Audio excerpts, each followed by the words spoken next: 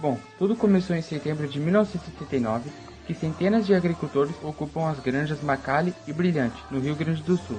Em 1981, um novo acampamento surge no mesmo estado e próximo dessas áreas, a Encruzilhada Natalina, que foi o principal símbolo da luta de resistência à ditadura militar, onde a sociedade civil exigia um regime democrático.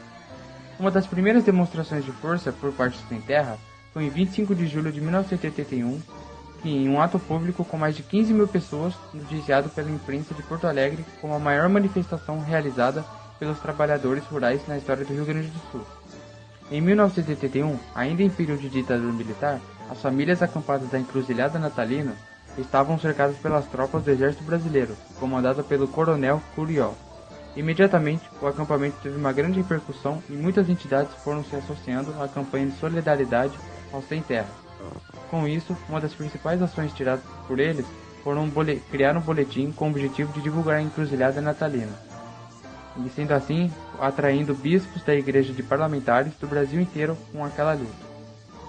A partir da luta do Sem Terra, obteve repercussão nacional e internacional, porém eles não conseguiram conquistar a reforma agrária.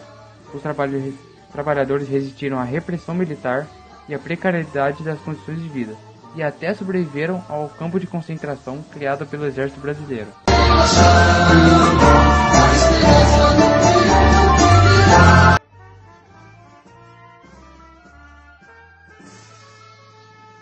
É possível ver no símbolo do MST que o facão ultrapassa as fronteiras do Brasil.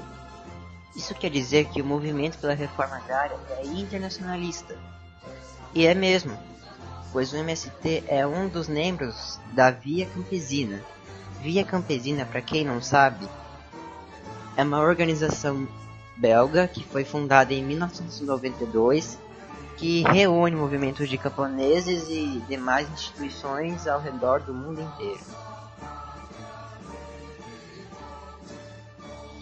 Outros membros da Via Campesina aqui no Brasil, além do MST, são Movimento das Mulheres Camponesas, Movimento dos Atingidos por Barragens, Movimento dos Pequenos Agricultores, Pastoral da Juventude Rural, Movimento dos Pescadores e Pescadoras Artesanais e a Coordenação Nacional de Articulações das Comunidades Negras Rurais Quilombolas. Outras instituições que mantêm relações com a Via Campesina aqui no Brasil são a Federação dos Estudantes de Agronomia do Brasil, a Associação Brasileira de Estudantes de Engenharia Florestal,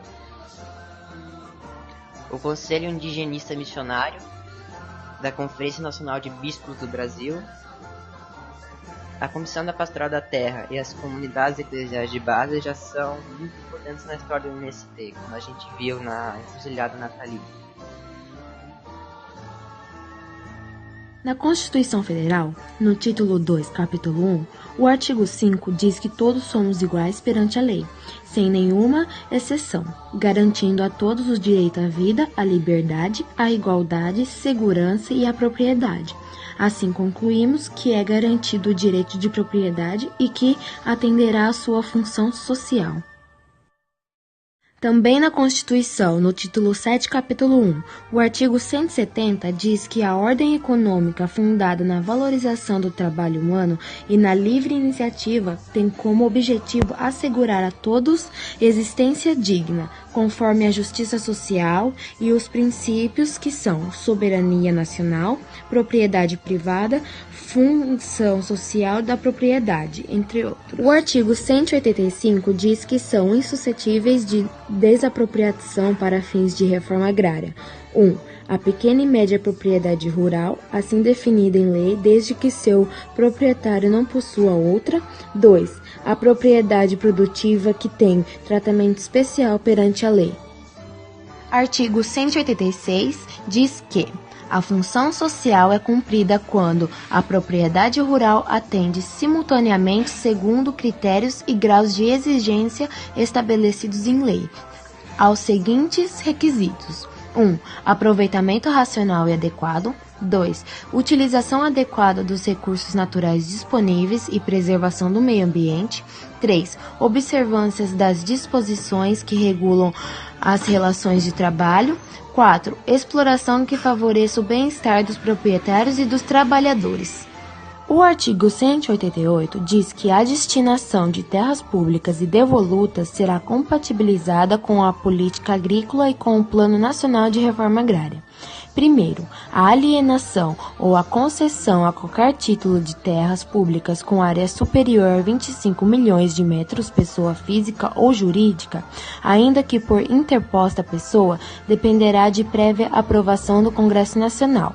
Segundo, excetuam-se do disposto no parágrafo anterior as alienações ou as concessões de terras públicas para fins de reforma agrária.